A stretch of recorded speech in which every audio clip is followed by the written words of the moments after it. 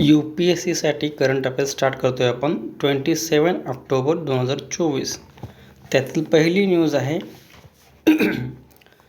गव्हर्मेंटने भूमीचे digital करण्यासाठी कुठले कुठले प्रयत्न केलेले आहेत त्याचा काही आपण संदर्भ घेऊयात. पहिली आहे DILRM डिजिटल इंडिया भूमी अभिलेख आधुनिकीकरण कार्यक्रम.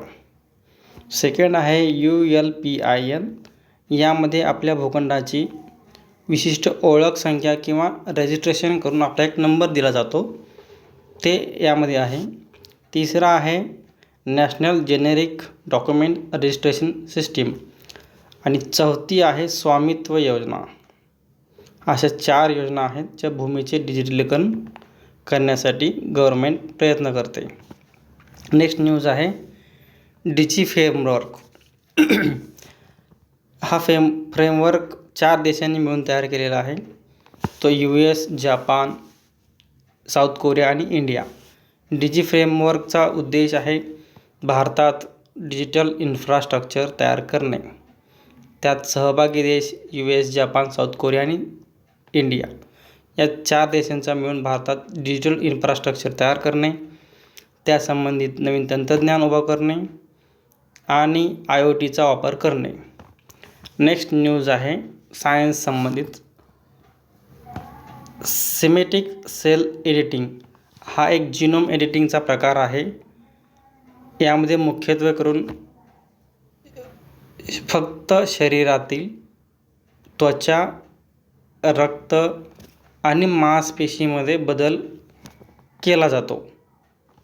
नेक्स्ट आहे हेरिटेबल ह्यूमन जीनोम एडिटिंग. या एडिटिंगमध्ये शुक्राणू, अंडाणू व भ्रूण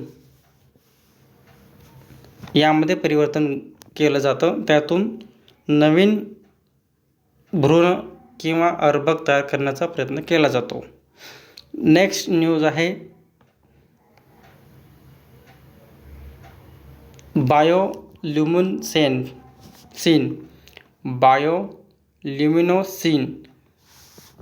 नवीन कन्सेप्ट आहे.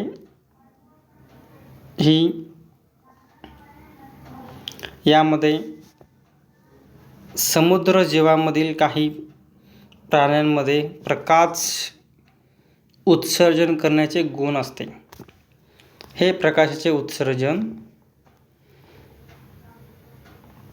झाल्याने समुद्रामध्ये किंवा पाण्यामध्ये काही विशिष्ट प्रकारचे कलर तयार होतात आणि ते आपल्याला समुद्राच्या तळातून बाहेर आल्यासारखे दिसतात.